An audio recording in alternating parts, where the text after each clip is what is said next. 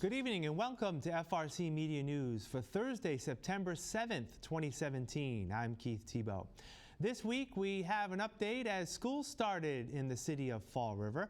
We have a report on how it went. We also have an update on the status of the old Bedford Street Police Station. And we share some information about a thumbs up sign for services rendered at Fall River's Heritage State Park. But first, let's go over the news headlines of the week. And there are quite a few. We bring in Will Richmond, the digital news editor at the Herald News. Will, how are you today? I'm good, Keith. How are you doing? Let's get right into it.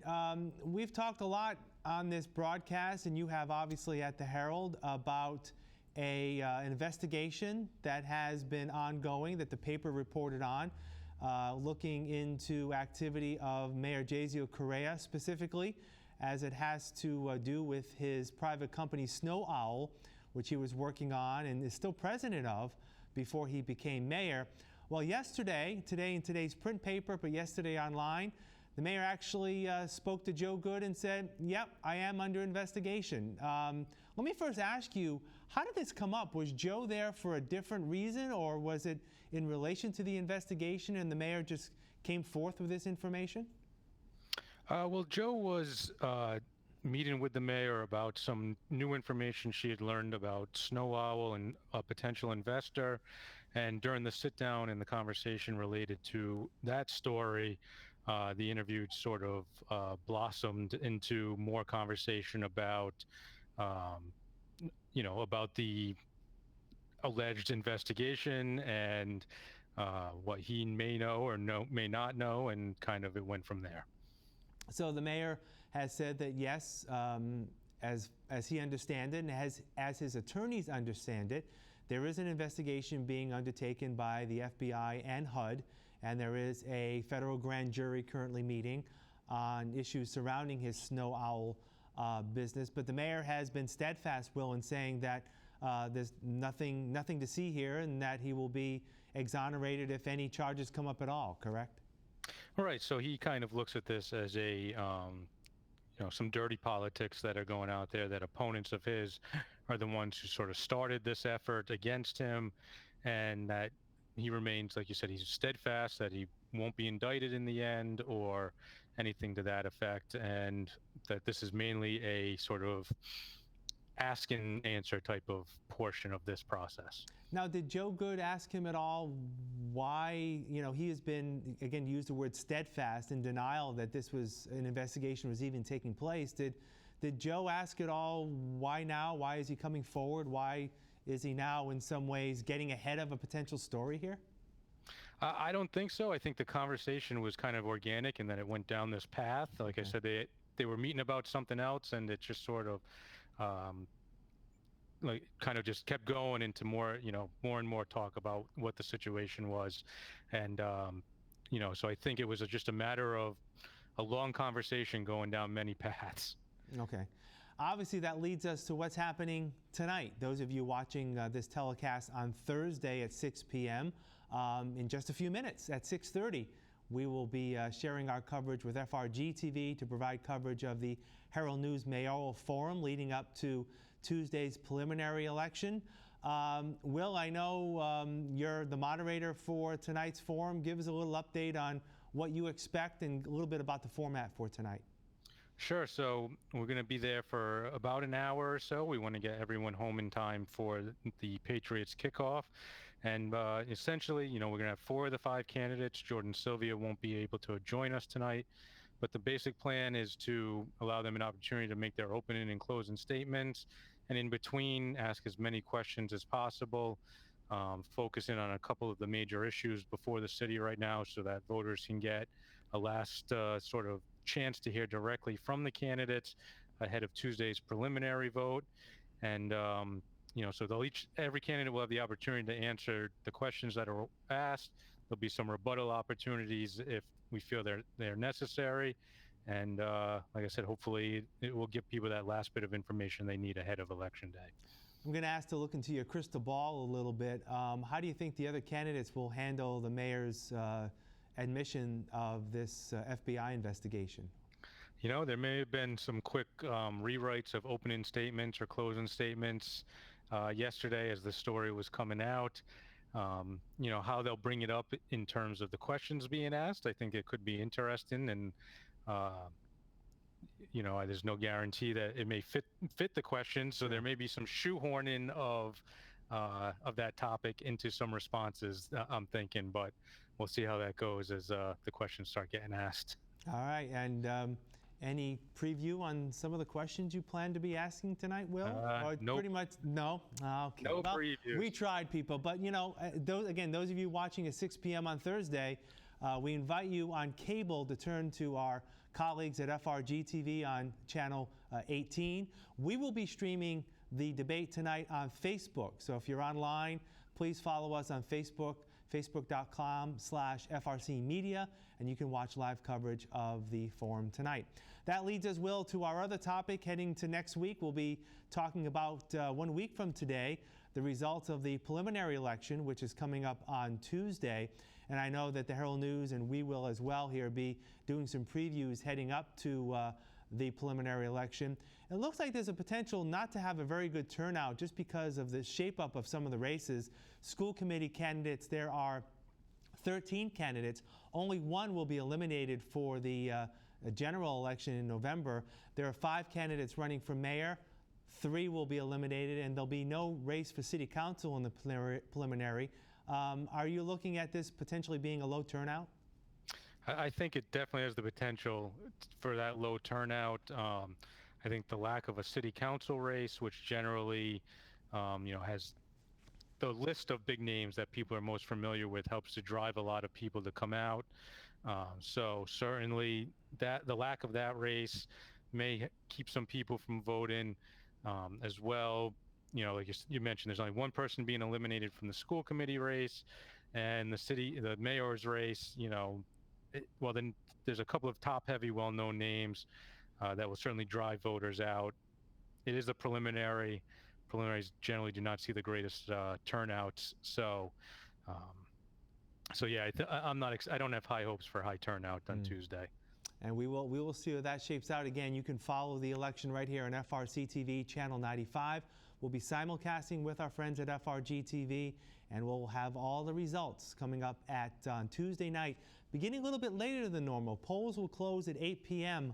on Tuesday, but we will be starting our coverage at 8:30 p.m.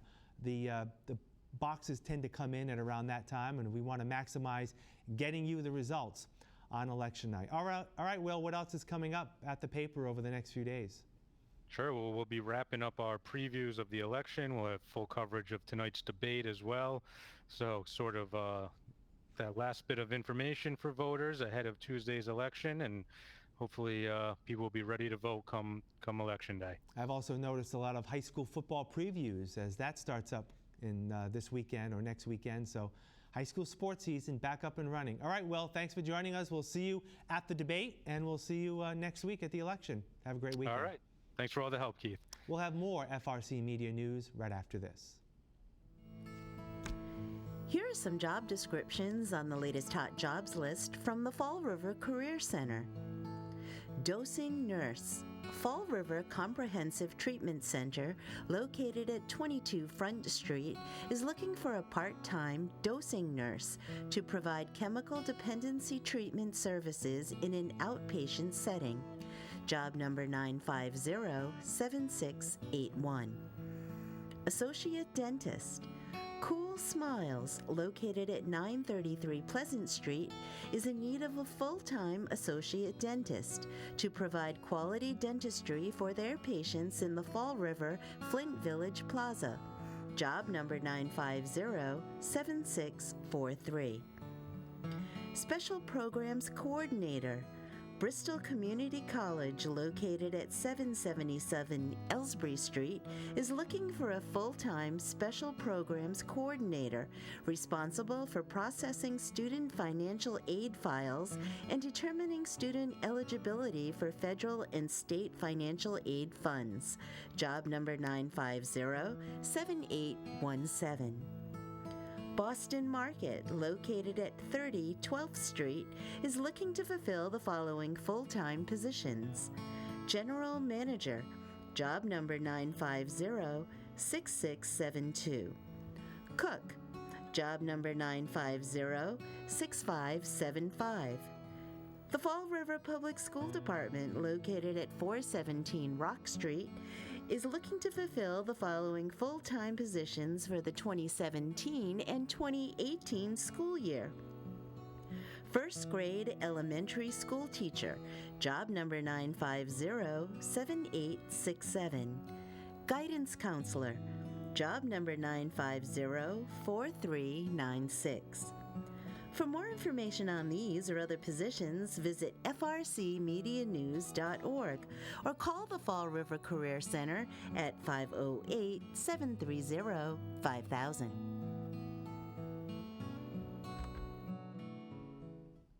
Welcome back. School started up this week for public school students in Fall River. Administrators and community officials turned out to welcome those heading into the classrooms on Wednesday morning. We get an update on the first day and what's expected this year from School Superintendent Matthew Malone. The fire department was great. Our community partners were great. Really, it's a showing of how everyone in this community is really committed to our students and how important attendance is and how pride and motivation and effort are really at the heart of all that we do. So it was a great way to start.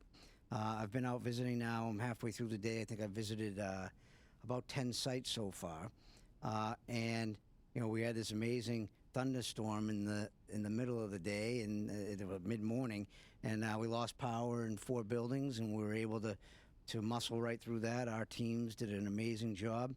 All our schools are back online, all systems operating as go. The kids are kept safe, of course. The families that were coming in late today were, of course, caught in that storm, but we got them in safe and had them ready to go. The fire department was out on day 1 doing fire drills at several of our schools unannounced. So we're always, we don't know when this is happening. So we're always on our game, on our toes. That makes me proud to see us get right into fire alarm mode, fire drill mode on the first day. Safety and security, of course, is number one priority. So I want to say, we had like you said, we were ready for anything. We had a great opening. Yesterday we had an amazing opening day convocation, which is our annual kickoff to the year. A ton of energy. It was like showing up. It was like a sea of people coming into Durfee. It was like going to a concert at Gillette Stadium. It was really awesome. And our new community partner, Amazon, was there, and really with a special gift to our system. They donated about 350 Kindles to our students. So every school site received a package yesterday. It was under a bow and it was a gift. And the value of this donation is pretty steep. This is a nice donation for the schools. We're very thankful to have a great community partner like Amazon here. The GM spoke about investing in the community. Our mayor spoke about ensuring that we fund schools appropriately, that we reduce class size, that we provide teachers the needs that they have, which was well received. Also on the Fall River Schools front, administrators are gearing up to make certain that students head to class on time and every weekday, as we hear from the principal at the Fonseca School. As a part of the district's initiative to try to reduce the chronic absenteeism, the district has developed a new attendance policy which allows each individual school to really focus on an attendance team and what that attendance team is going to do to really target the students that are struggling to come in on time and come in every day, providing support to the families, making phone calls, which required some adjustments in people's job descriptions, but knowing that if the chair is empty, we're not getting the results that we need in the first place. So really bringing the students into the school, trying to figure out any restrictions or anything that barriers that the parents are dealing with trying to get their kids to school on time every day. No, has this been an issue in the past? Absolutely. It's something that, especially at the Fonseca Elementary School, we've struggled with. So last year we started a walking school bus where we do about a 1.25 mile radius around the school, stopping at different intersections where we would pick up and meet students at posted bus stops. And that went really well. We had about an average of 15 to 25 students per day that would attend the walking school bus. We would have teachers as well as paraprofessionals and administrators that would walk the route and pick up the students, which also allowed to build relationships with students that they may not know. And this year we're extending the walking school bus to go further to Pleasant Street and I believe it's the corner of Corey Street and Pleasant Street. So that way we're also targeting the areas of the neighborhoods that we're seeing where some of those students are coming in and that tend to be chronically absent. As we've reported in the past, the King Philip Mills complex in the south end of Fall River will soon be transformed into market-rate housing units. But the same does not hold true for the abandoned police station on Bedford Street. We have an update on that property now from City Administrator Kathy Ann Viveros. The police station has posed another set of problems. Unlike the King Philip Mill, which was also contaminated, the police station is contaminated. However, because the city was actually the entity that created the contamination, we're not eligible to get brownfield funds from the Environmental Protection Agency. So all of the cleanup that has to be done at that property would have to be absorbed either by the city or by the developer coming in. So that's created an even more challenging circumstance because the city has not been able to really do any environmental cleanup at that site. So anybody that takes on that parcel is going to have a very large amount of money spent on remediation before they can even begin to redevelop it for productive use. King Philip, on the other hand, the environmental contamination was created by the prior owner, and so it's been eligible for brownfield funds, which has been a huge help. Brownfield funds will also be available to the new developer. So there is additional cleanup that needs to happen, and again, getting those brownfield funds to support that cleanup is another strong advantage that the developer will be able to take advantage of. Now, is the old police station on Bedford Street a tax burden here now? Yes, the old police station is also a tax possession and falls under the auspices of, again, me as custodian of tax possessions. And we continue to try to attract development interest. Recently, we have some people that have looked at it and have expressed an interest, but these particular individuals are wrapping up another project, so they're not quite ready. So, but we're hopeful that perhaps in the not-too-distant future, we'll get them on board and get them working on it. Some good news coming out of Heritage State Park on the Fall River's waterfront. Employees of the Department of Conservation and Recreation who run the facility have been recognized for their hard work over the summer months. We were invited to the statewide interpretive services recognition end-of-season gathering, and it was held in Amherst at one of our state parks. And Jim, my colleague, and I were really, really flattered and surprised to receive the statewide Outstanding Team Award that was issued by Interpretive Services for the Department of Conservation and Recreation, and we were nominated by several folks here at the park and above us in recognition for the work that was inspired by the people who come here to this park, who are the people of Fall River, and gave us the opportunity to say, hey, what can we do for you? And so we spent the summer doing that, and it won, I think, some really positive recognition for the city of Fall River and for the park here itself. And Jim, why don't you tell us a little bit about what Interpretive Services is? Interpretive Services, okay. Our challenge was to find the story in the material, find the story in the park, and we did that all summer long. You know, Fall River's got a great history. It's a great, Fall River's #1. Fall River, it's got a great history, #1 textile city in America for the longest time. And then there's all this rich immigrant history and all the other history without even mentioning those Borden people. And our challenge was to find stories to tell in Fall River. And what's been really interesting this summer is actually connecting with people and seeing them connect with this park. When we show all these pictures of the factory workers and talk about immigration, everybody starts talking about Vovo and Meme and all, their grandfather and their grandmother and all the, all the French Canadians and the Portuguese. It's a wonderful place. It's a rich culture. Interpretive Services, our challenge is to bring those stories to life. We'll have more FRC Media News right after this.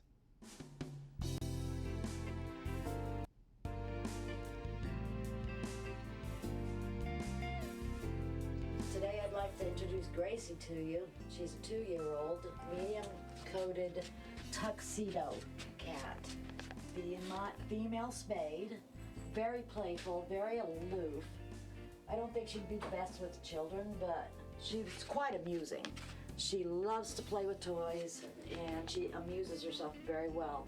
If you need a mouser in the home, I think she'd be the one, because she is all about catching the elusive toy.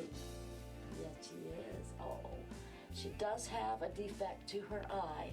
She came to us like that. It is just something she'll have to live with. She can see out of the other eye just fine. But basically, she can do anything any other cat can do. It just looks a little different. So come and meet her at Forever Paws. So today we have Melanie. She is an 11-year-old pit lab mix, and she came to our shelter mid-August as a on surrender. She's older, she's a senior, but she definitely has a lot of energy left. And she's just like, she's really sweet. She likes people. She gets along with other dogs. If you want to come down to see her, we're at 300 Linwood Street, Fall River, and we are open 11 to 4 to the public every day but Wednesday.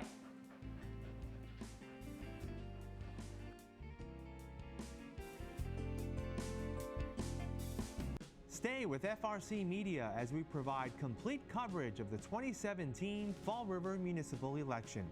As we prepare for the September 12th preliminary election, FRC Media is the place to learn about the candidates and the issues this campaign season. The candidates running for mayor and school committee have recorded 3-minute statements as part of our Meet the Candidates program. Watch them on FRC TV, Channel 95, or online at frmedia.org or frcmedianews.org.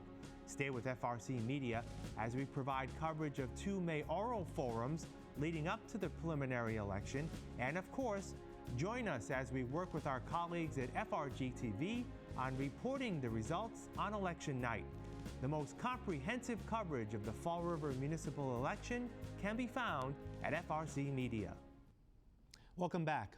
A dedication ceremony for the newly constructed Quequechan River Rail Trail in Fall River is planned for later this month. According to Active Healthy Living Coordinator Janice Veloso, the events include a first-hand look into the history surrounding the city's textile industry. Dave Jennings, the local historian, has a huge collection of textile artifacts, and he's very knowledgeable in the textile industries from the late 1800s, early 1900s. And he's going to have his display available, and we'll be talking to people and explaining what the items were used for, how the mills were operated. In conjunction with that, we're also having a display of pictures of children of the mills, the children who work there. People would be surprised to learn that children as early as 5 and 6 years old were working in the mills. And we will also be having a photo opportunity. We're going to have a board where people can put their heads in and take pictures as mill children. That's really cool, actually. Now, is this Dave Jennings' personal collection, or is it part of the Durfee Lafayette House? I believe it's part of the Durfee Lafayette House. It might also be his personal collection, but I think it's part of the Durfee Lafayette House. He also has lots of costumes, too, which he's lent to us before in some history walks. Last year we had UMass Dartmouth students dressed up as workers in the mills. That'll do it for this edition of FRC Media News. Again, a reminder, follow along with FRC Media as we provide extensive coverage of the preliminary election this Tuesday night. We'll begin our coverage on Channel 95 beginning at 8:30 p.m. You can also follow us on our website, frmedia.org, and also we'll be streaming the results on our Facebook page. You can catch FRC Media News Thursdays and Fridays at 6 p.m. and online 24/7 at frcmedianews.org. For all of us here at FRC Media News, I'm Keith Tebow. Have a great week, and we'll see you next Thursday.